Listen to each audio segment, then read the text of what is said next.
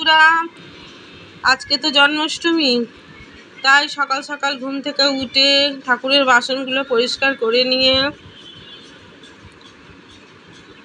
নিলাম। তারপরে গোপুসোনাদের তোলা হবে। এই গোপুসোনাদের তোলা হয়ে গেল, তুলে এবার গোপুসোনাদের খেতে দেয়া হবে।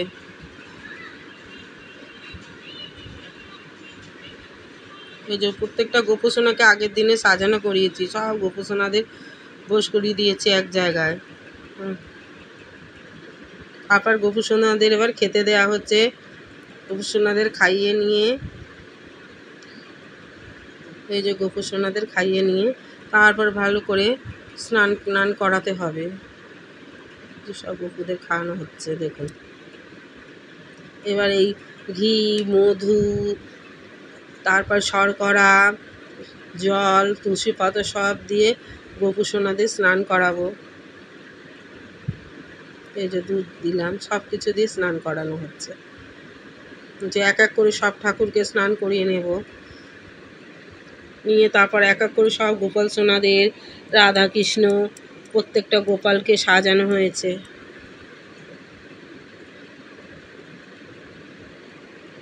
সাজানোর পরে এই যে ঠাকুরমশাই এসে গেছে, এই যে সুন্দর করে সব ঠাকুরকে মালা দেয়া হলো, তুলসী পাতা, চন্দন, মুকুট আর ময়ূরের পঙ্খ দিয়ে ভালো করে সুন্দর করে সাজিয়ে নিয়ে তালফুলুরি করা হলো। সব কিছু তো দেখানো সম্ভব নয় বন্ধুরা, ওই জন্য ওগুলো দেখানো হয়নি। সব কিছু বানানো হয়েছিল, লুচি, সুজি, পায়েস, তারপরে ফল, তালফুলুরি, নারকেল নাড়ু, মুড়ির নাড়ু, চিড়ের নাড়ু, সব চাল কড়াই ভাজা সব কিছু দেয়া হয়েছে। তারপরে মাখন, চিনি, মিষ্টি সব কিছু দিয়ে সুন্দর করে সাজানো হয়েছে।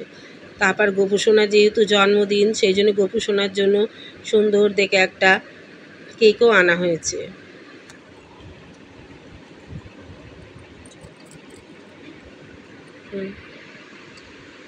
এবার সব ঠাকুরকে আরতি করা হবে, তারপর পুষ্পাঞ্জলি দেওয়া হবে সব রকম করে।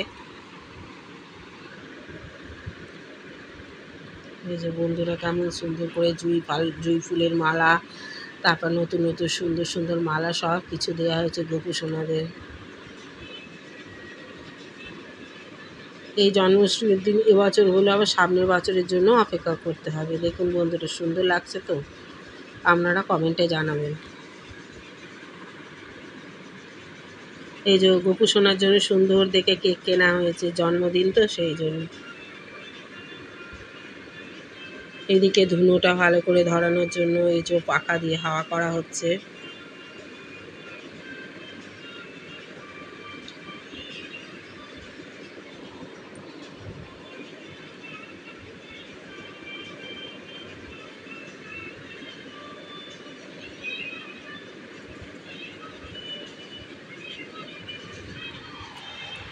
এই যে আরতি করা হচ্ছে।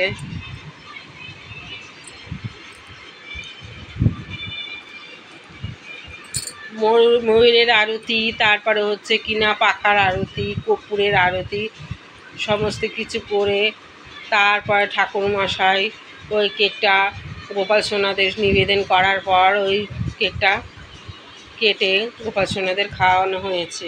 টাটা, বাই বাই বন্ধুরা।